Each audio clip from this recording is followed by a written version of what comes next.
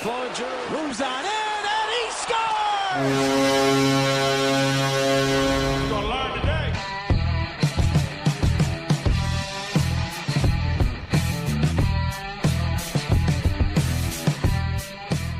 Hello again, ladies and gentlemen, and welcome to another episode of the Pod Street Bullies. My name is Derek. And I am John. What's going on, everybody? Another week in quarantine, man. How you living? Living that quarantine dream, baby. Yeah, I think you texted me that the other day, too. It's a new thing I'm saying. It's a quarantine dream. That's the new John Govism. I mean, like, it is what it is at this point. There's certain things that it's getting a little dull, but I think I'm getting used to the dullness. At least today it was beautiful out. We were able to go outside and barbecue a little bit. Oh, yeah. But the one thing that I'm having a hard time with is I have migraines. Mm-hmm. So I typically get like one bad migraine a month, but my migraines are from like muscular problems. So like if I'm on like in an uncomfortable position for a long amount of time, or if I sleep wrong, for some reason, that's what triggers a migraine. Mm-hmm. And sitting in a chair teaching has been an absolute nightmare for me. Now, do you get that blind spot in your eye before you get a migraine? Yeah. I do too. But you know what? Also, it's stiffness in my neck. Like if I start to get a lot of neck stiffness, forget it. Yeah. And it's like Wednesday or Thursday every week. And then it's so hard to finish out the week. And it kind of made me think about Nolan Patrick in a way. Because I'm not comparing myself to Nolan Patrick and what I do for a living to playing hockey, but like I would hope not. But now, I'm kind of forced to do something that triggers my migraines all the time, and it's a pain in the ass. I can just imagine all of the pain and, struggle he goes through with that, because it sucks. Do you remember that it was one of the first episodes we ever did? And I texted you, and I was like, dude, I've got a terrible migraine. And do you remember when I Skyped you to start the show and the way I looked? Dude, I taught reading with a heat pack on my head. Oh, God. Oh. They were like, Mr. Gove, what's wrong with you? It's like, shut up. Let's just do this. Shut up and watch this video. Here's the link. We had this like little gel pack thing that's like a mask, and I had that on. I had sunglasses over top of that, even though the gel pack was like completely covering your eyes. And I think, what else? I don't even know. I was a wreck that day. Migraines just completely ruin your day. Yeah. Oh, it's awful. I mean, the only other real bad thing that's happened with quarantine, or at least like with my health, I guess you could say, my quarantine farts are brutal, brother. Oh, dude, don't even talk to me about that. My wife. I'm not even going to go into it, but yeah. I'm almost ashamed of what's been coming out of my rear end. I don't know if it's because I'm breathing in the same home fumes or what the deal is, but woof, and it's just nonstop. I'm like, it's that quarantine diet. I don't, but it hasn't really changed much. I'm eating a lot of the same things that I typically would, but man, I can't stop farting. I do have some good news that came this week. So after, I'm not kidding you, hundreds of attempts to get a hold of the Pennsylvania unemployment office, because it's completely busy all hours of the day, Friday afternoon, I finally got through. And when I say I got through, I mean I got through, and then they put me on hold for an hour and a half. Nice. Hour and a half, and I was like, I'm not missing this phone call. So someone finally picked up, told him my situation. Guess who's getting paid on Thursday? There you go. Yeah, I'm so proud of you. I'm so happy. I can finally pay the bills that I'm sure people are like, one more missed payment, we're taking this son of a gun's house. What kind of music were you listening to on hold? Is it like that classic elevator music? Oh, yeah. It's like symphony elevator music. I was revisiting my time to when I used to listen to Beethoven and Mozart, which I never have done, but yeah, it's like Bach meets Yanni. Yeah, it was very pleasant, for the first 10 minutes, and then for the rest of the 80 minutes I was on hold, I wanted to pull my hair out. Can before we get into like the hockey talk stuff, can I just give people an update on my squirrel situation? This is Squirrel situation V2. Yeah, so So I don't know if everybody listened to the last episode, but in the last episode I was telling Derek about I had a bit of a squirrel issue. Squirrels have decided to make a nest they're not like in the house, but they're like in the roof, like between things. And there's 2 or 3 babies in there. At least they're supposed to be babies. They're still pretty big to me. But anyway, I pulled one out of a mailbox and we got a trapper in here, and if you ever get the opportunity to have a pint with a trapper, do so, because these are some very interesting individuals. Oh, Lord. If we have any trappers who listen to us and you'd like to come on the show, I would love to talk to you, pick your brain about your craft, because this guy, he's like, what size are the squirrels? I said to him, I don't like this. And he's like, oh, that's not really accurate enough. Goes into his truck, pulls out 4 dead squirrels, the different size, and is like, pick which one it's closest to. Dead squirrels. He just had 4 dead squirrels hanging out in his truck. Then he told me he had 2 dead raccoons and a live one in there too. Oh my God. I know. That's incredible. And he's like, I kill everything that I trap. And I'm like, oh man, like that sucks. Yeah. He's like, oh, you have to. And then I'm like, well, how do you do it? He's like, I drown them. Oh my God. I'm like, that's not even legal. Come on. Oh, it's terrible. Like, I can think of 5 more humane ways to exterminate a squirrel. Oh yeah. Than drowning. Oh my God. Dude, I completely forgot about this last week when you told us this original squirrel story, and I've got one that I don't know if it tops your story or not, but I'm going to tell it anyway. So Every summer we go to the beach, my family and I, grandparents, aunts, uncles, the whole 9 yards. And I left the normal day. We left late Friday night, early Saturday morning, got there, came back, my sisters left, I think, 2 or 3 days before everybody else. They call and say, hey, so someone broke into mom and dad's house. And I'm like, what? Like, why? How? Like, you guys locked up? And they're like, everything was locked up, da-da-da-da-da. And it's just the kitchen. For some reason, the kitchen is just ransacked. There's, like, the stuff on top of the fridge is knocked off. There's food everywhere. Everybody's like, what in the world? Police come by, they file the report, and we come to find out it was a squirrel. A squirrel got into the house and just completely ransacked the kitchen, and there's food strewn across the floor. And my parents were like, well, there's no way we can call the cops back and say that it was a squirrel because this is just flat out embarrassing. But dude, they're the freaking devil, though. They're terrible, man. I'd never want one of them awful. in the house. My uncle, he had a boat up in the Adirondacks, and we were going to get it all out to put in the lake, and the whole thing, the interior was torn to shreds, and there was this dead squirrel in the middle, just like, with its little squirrel middle finger up, like, got you good, effers. Oh, and they look so cute, but they will F stuff up, man. Oh, yeah. Ugh, goddamn death to squirrels. I had dreams last night of them going through the freaking walls. Got to get rid of these things. Yeah. Hopefully my scraggly trapper friend will handle that business. Well, if we're going to cap off the squirrel talk here, unless either of us have any more stories, we're going to get to a topic that John brought up earlier today to me, and something that actually just came out. There is talks. I guess, John, you're going to be better versed in this than I will, so I'm going to let you take the helm here and explain what's going on. That's a lot of pressure. Yeah, well, you had no problem taking over my job 2 weeks ago, so I want to see how you follow that up. Well, I mean, listen. The draft might be coming earlier than everybody was expected. I mean, typically, if we were going the regular time and date or whatever, it would have been June 20-something, 7th, I think was the date. 26th and 27th, yep. 26th and 27th. But Bill Daley sent out a memo to, I don't know, the media or people. I don't know who he sent it out to, but he sent out a memo talking about a draft being earlier in June, saying that they would need a month to prepare for it. So the date that everybody's kind of expecting is June 5th. And people are a little puzzled why we're doing that.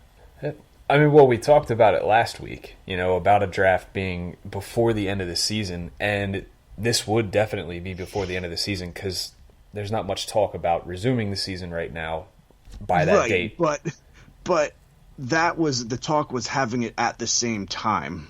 Yeah, true. I'm puzzled why we need to move it up.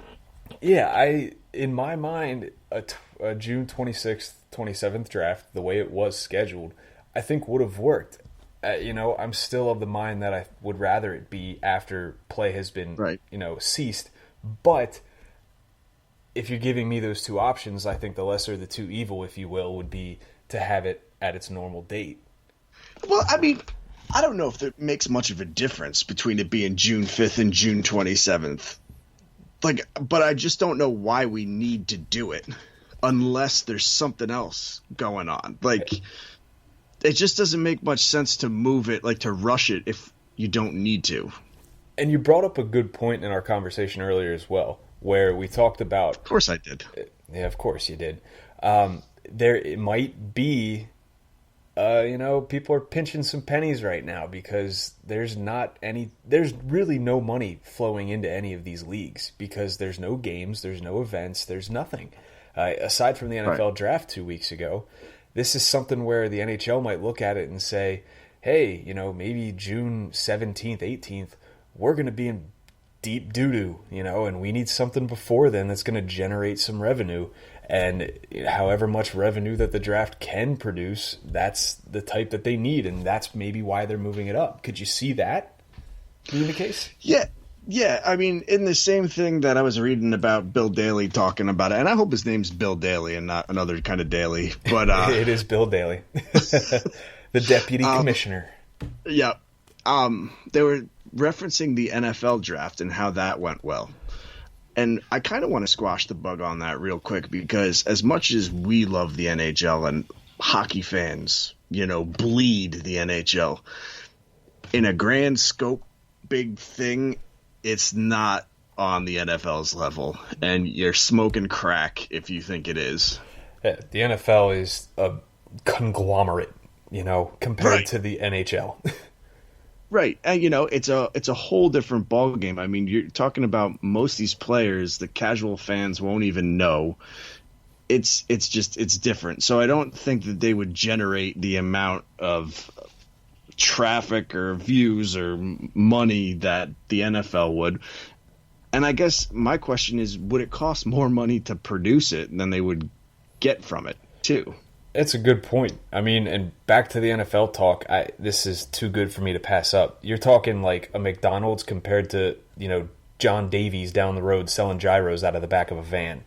This is this is the NHL down here. You can't see it, but I'm holding my hand down here. And then up here. Like Sonic? I like Sonic. See, I do like Sonic. I'm not going to put them on the same level. Like the NHL. Yeah. Well, you know what? Yeah. Maybe the NHL's not that bad. That was rough, dude. You just referred to them as like a hot dog guy. Yeah, hot dog guys need to make a living too. I get it, and I'd buy hot dogs from some guys like that sometimes, depending on how hungry I am. Yeah. Stay away from them hot dog guys.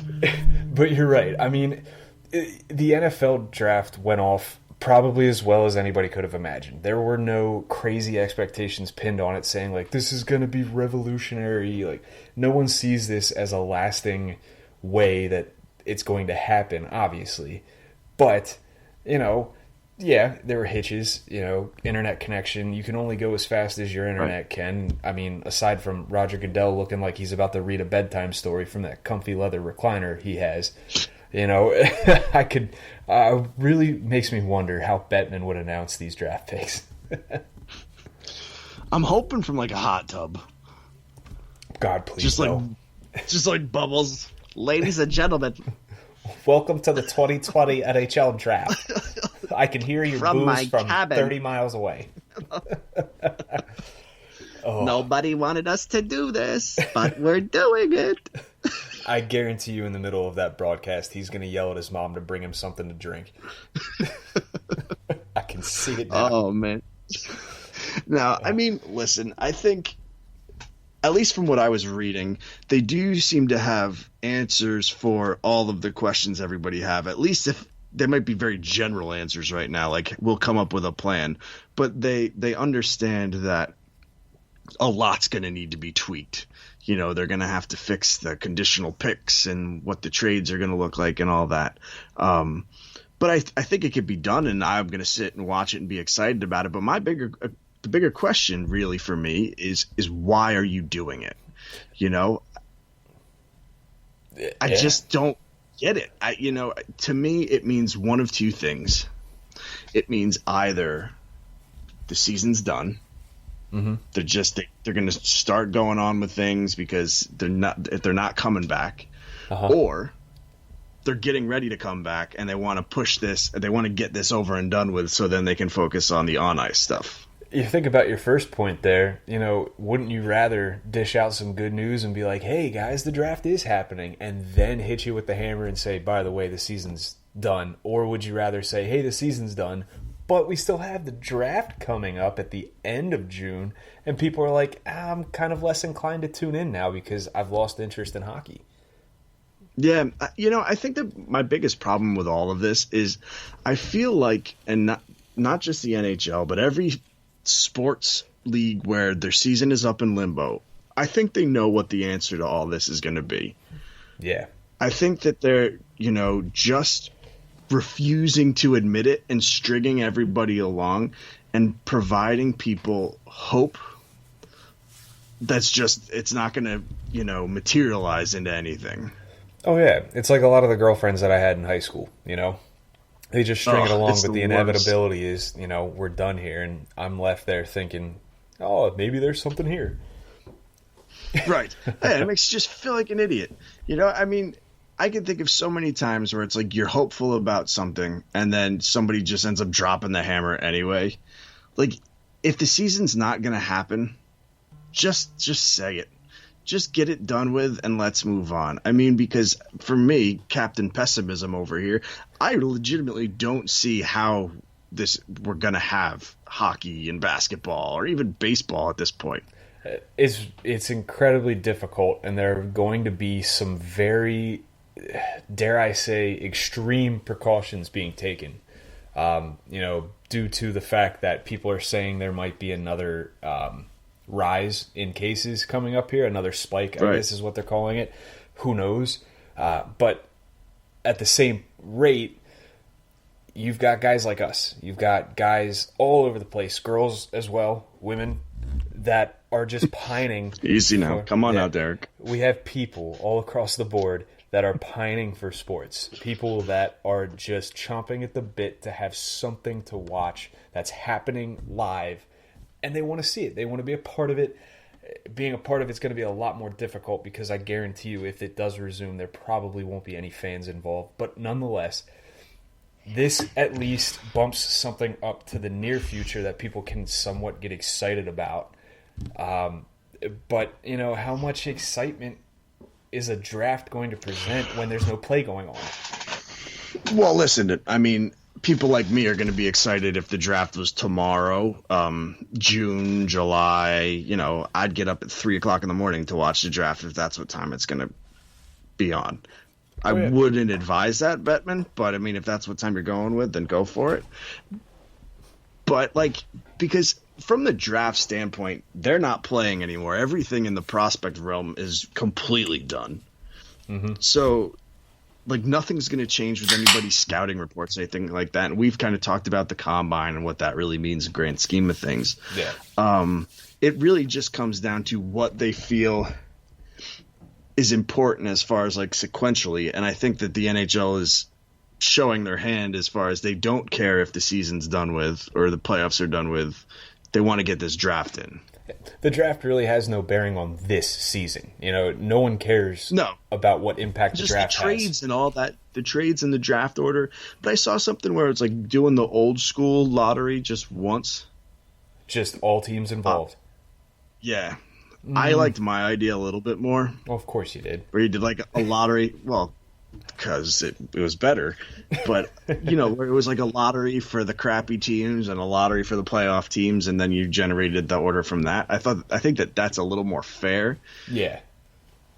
Could you imagine, I don't know, the Boston Bruins getting the first overall pick? Oh, God. Mark would be happy. Did they trade? I mean, for all I know, they could have traded their first round pick, but I don't know. Yeah. But yeah, it's the fairness aspect. You know what I mean? Yeah, absolutely. Right. So we're all about fairness here. Oh yeah, it's got to be fair. Everybody gets a chance.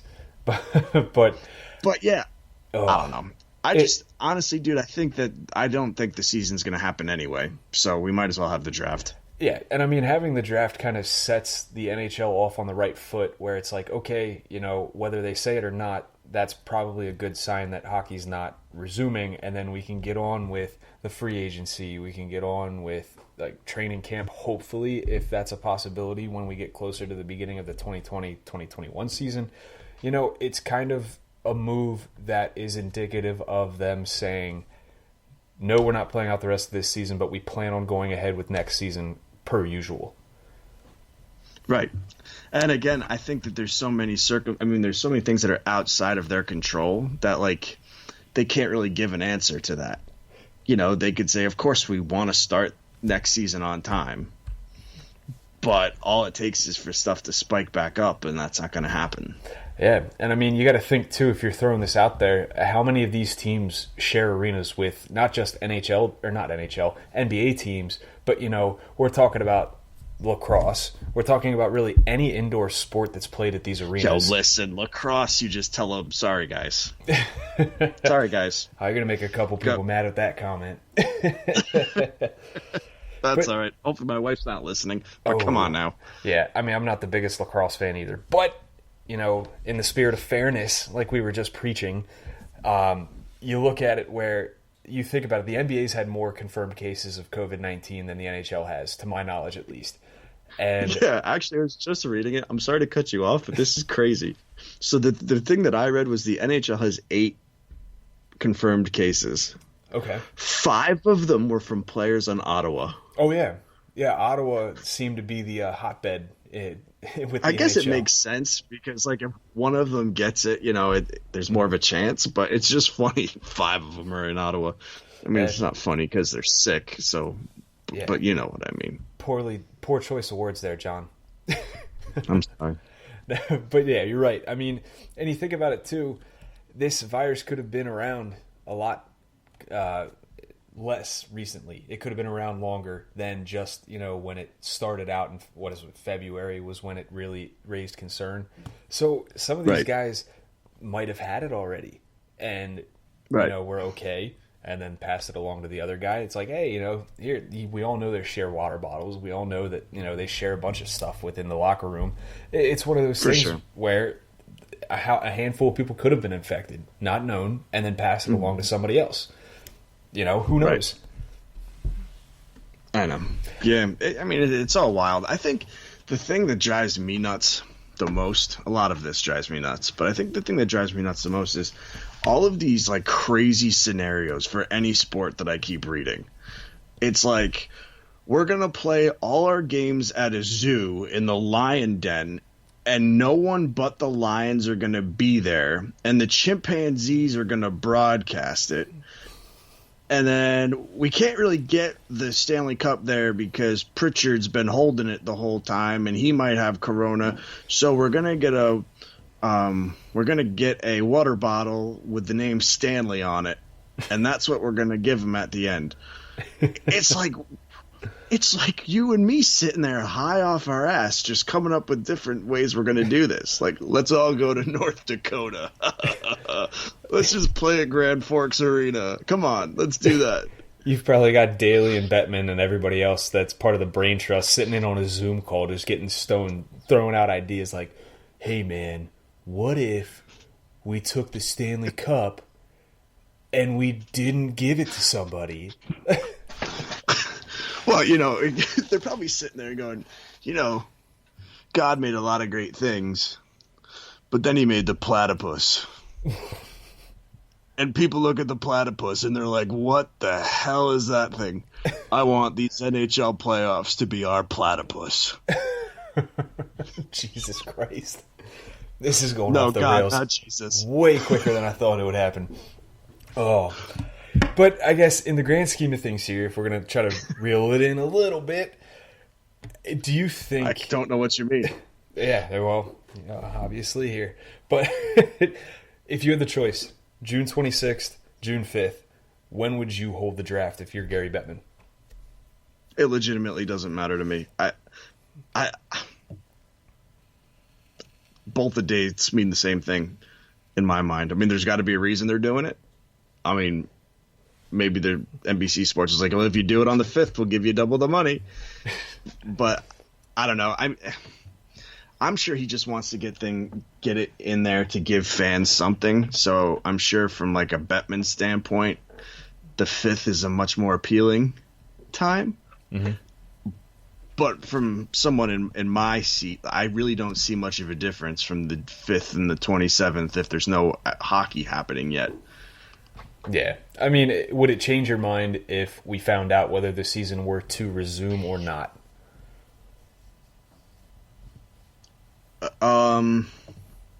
I mean, I guess it depended on when it was going to resume. So if the plan was we're doing the draft before the season resumes, regardless, I'd rather it be the 5th and then let's get it going. Like, get it done with, and then let's focus on hockey stuff.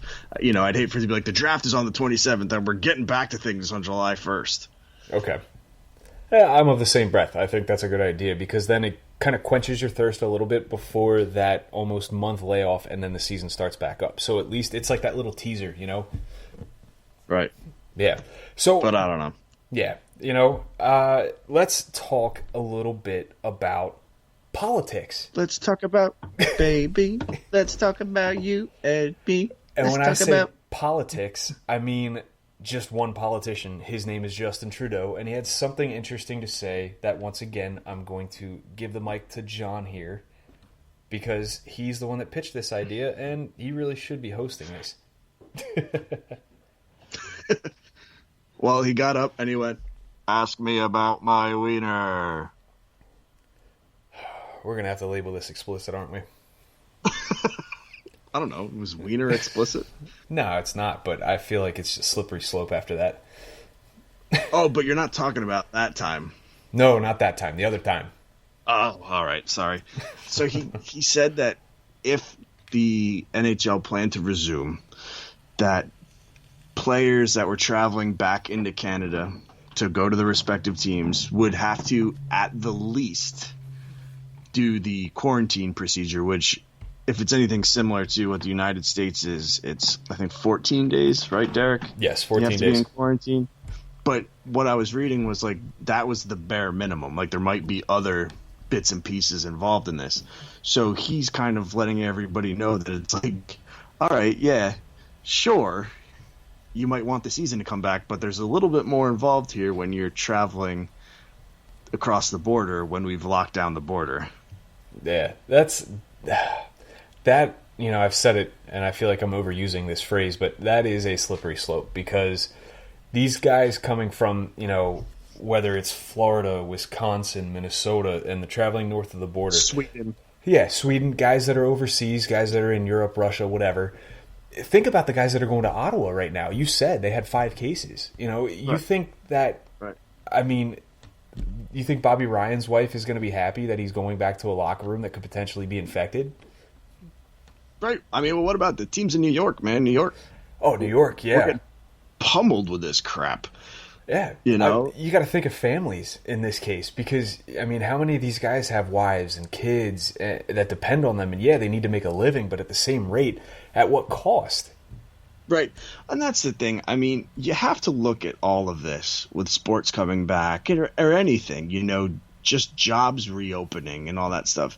There's so much more to it than just that one main focus. Like, when you think about the NHL just getting back to playing sports, there's so many other facets to that. Like, players coming back into whichever country they're going to be playing in. You know, who's going to be at these arenas? Who's going to be working? Who's going to be doing this? Well, what happens if this happens? And, you know, there's things outside of the sport world that are going to play a role in all of this. Now, one interesting thing that, just from my experience having to go back to work, every morning before we start working, we get our temperature taken. Every morning there's a halo hanging on the corner of my girlfriend's 4-post bed. I'm telling your wife you've got a girlfriend. Got real quiet over there. Yeah. But I mean, temperature. I don't have the balls to pull something like that off. You and me both, brother. But you think about it, there are precautions that you can take. You know, temperature taking, usually that's a telltale sign of whether you've been infected or not. Just general observation of, you know, symptoms. You know, this guy has this guy has that, yada, yada, yada. Those are the guys that you're like, okay, maybe, you know, let's have a separate practice, or let's, you know, just send you home for the day and see how you're doing in a day or two. But when you have people running the country that aren't even going to let you get that far, like, and don't get me wrong, I do not think that Trudeau or anybody who makes that decision is in the wrong. I mean, sports are pretty low on their totem pole as far as priorities, I'd imagine. You know, so if they're looking out for the better of their country. Now, I know nothing about Justin Trudeau and his policies and what he's doing in Canada, so don't anybody go and twist any of this. I'm not supporting anything he does politically.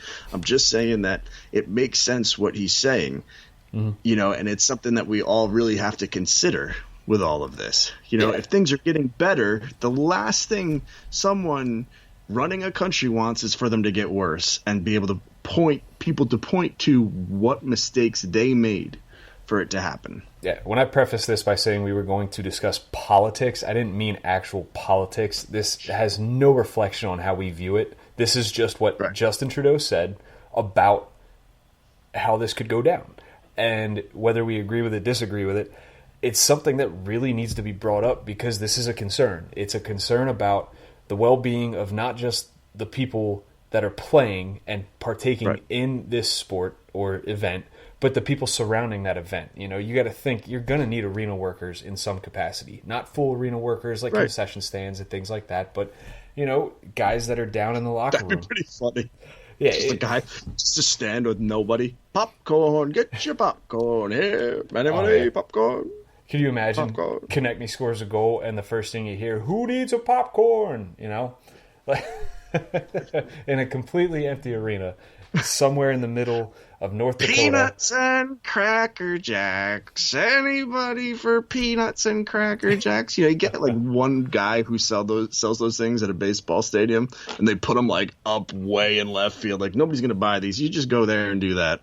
Oh yeah, you got the big guys though that get the prime seating. They're the ones that know how to sell. I'll tell you, man. There's a guy at the O's games, big Jack black guy, and he's the most entertaining part of those games. Like, just the coolest guy. He makes selling lemonade look fun. Like, and I would, if I had that amount of energy, it's probably a field that I would go into. No, you wouldn't. I maybe not. I'm too far away from any professional sporting coliseum, arena, whatever. But, you know, to kind of bring things back, I can't believe I'm the one saying that. To bring things Who'd back, have thought? You know, I put out a tweet today that was like, sports aren't happening until the NFL. And then people were like, well, NASCAR and golf. I said sports, jackass. How much flack did you catch for that? I didn't say that to him. But I do think that regardless of golf and NASCAR are sports, but it's different, okay? It is. It's different.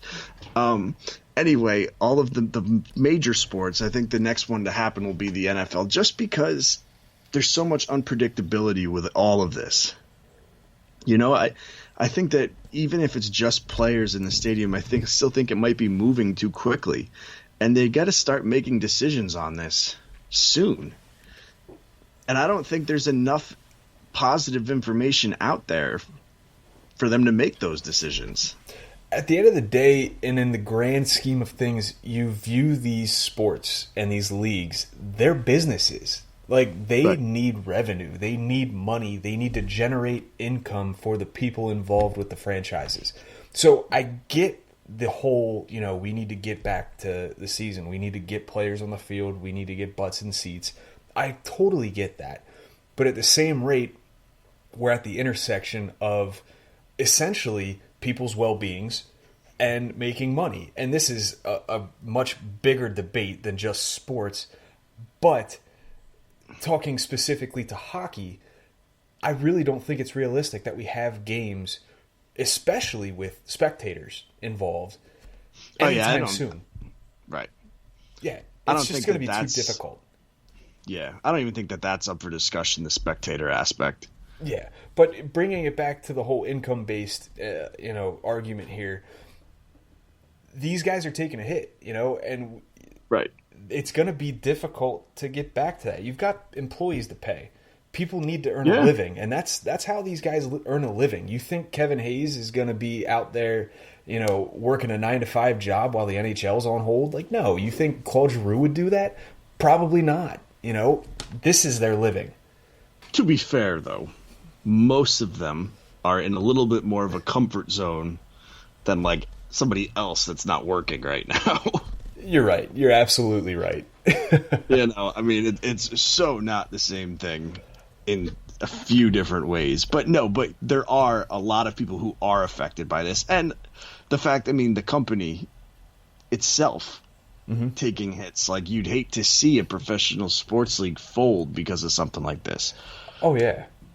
And, let's be honest, too. Out of the 4 major sports in North America right now, hockey's kind of the bottom tier. You've got the NFL at the top, and then the NBA and the MLB, I feel like, could be interchangeable. I feel like MLB might be a little more up on the NBA, I feel like they might all be close to each other now, because I know like the MLB's lost a lot of popularity recently.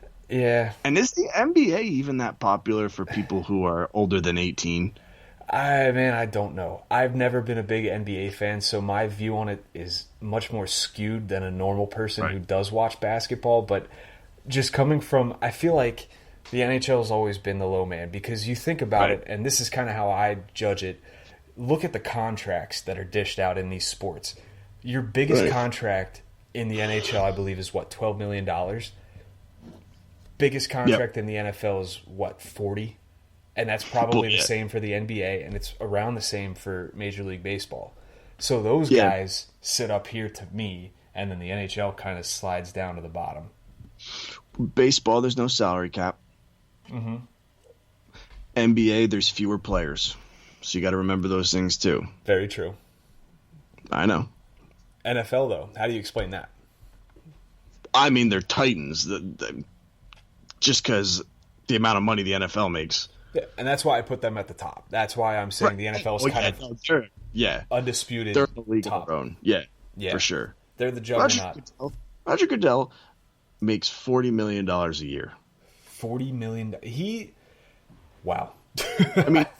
He is not. I guess he's not taking his salary for this year, so because so many people are losing their jobs, he's going to try to let that money be used elsewhere, which is lovely. That's great but gesture. Could you imagine $40 million a year? You know how many? You know how much debt I could pay off with that? Literally all of it, and then still have some to play off with. Well, yeah. Jesus, if you're $40 million in debt, you've got so many more problems than I thought you did. I'm nowhere close to that. I can promise you that. But I can tell you right now also, I'd be living a lot better than I am right now. Not that I'm not living well, but we all know $40 million can make a big difference. Yeah. But no, I think we can keep going on and on about this, but I think we're getting to a point where the NHL and every other sport needs to kind of make a decision on these things. I know that they don't want to create and they don't want to give a definitive answer in a time of uncertainty, because what if everything is fine come July? But the reality is that's not the case. And even if everything is fine, you don't want to risk it getting bad again. So I just think at some point these leagues need to sit down and go, okay, it's time to go and just talk to the people and tell them what's most likely going to happen here. Yeah. You don't want to be the last guy on the Titanic, because it could be a sinking ship. And then one league decides we're done. We're capping off this season. We're going to start anew with the next season. Some leagues have an advantage considering the NFL doesn't start up until, August, September, depending on training camp, beginning of the season. MLB would have already started, but this is difficult across the board, not just hockey. We're talking every sport imaginable right now. So it's a very precarious position for these GMs to be in, whether you're going to cancel a season knowing full well the ramifications of doing so. Right. I mean, you're seeing in other aspects of just the world, right? Different, I don't even know if I want to call them companies, but entities are going, we don't know what's going to happen, but now we're just going to have to call it. Like schools, right? I mean, schools in New York, maybe things will be fine soon, but we're in May, so everybody's like, oh, we're doing this from home for the rest of the year. And John's like, yay. Great. My wife's school district has been discussing cyber teaching at the beginning of next year as well.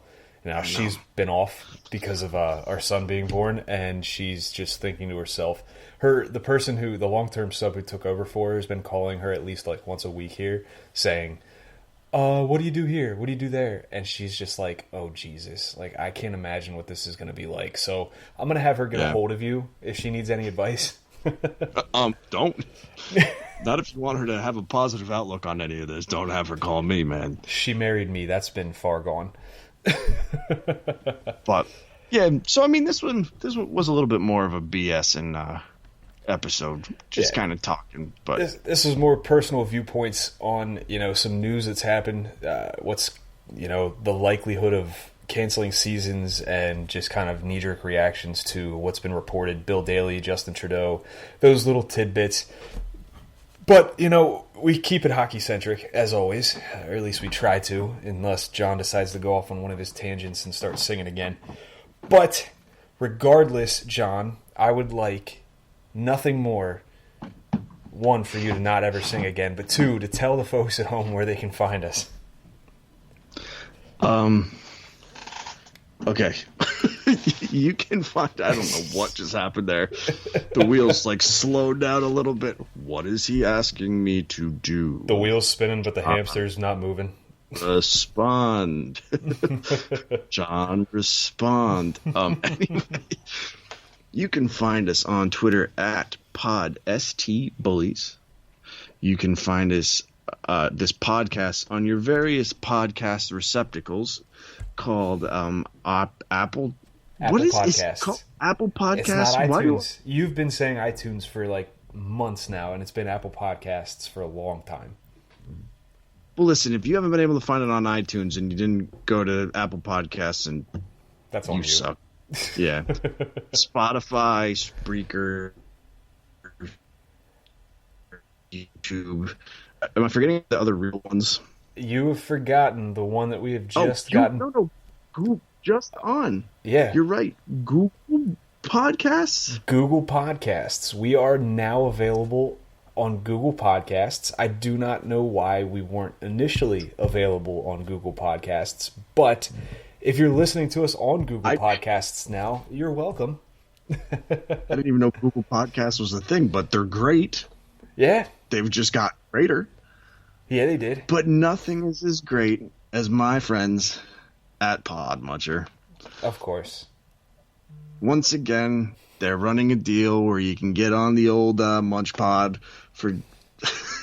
The old Munch Pod. Jesus Christ. You can get on the old Munch Pod for the next, 5 weeks now, I believe it is, for free. You don't have to give them any extra identification or proof of age. I'm talking to you, Hoagie. So I'm just going to shut up now because I'm really screwing all this up. But find us somewhere. We're there. That's a good idea.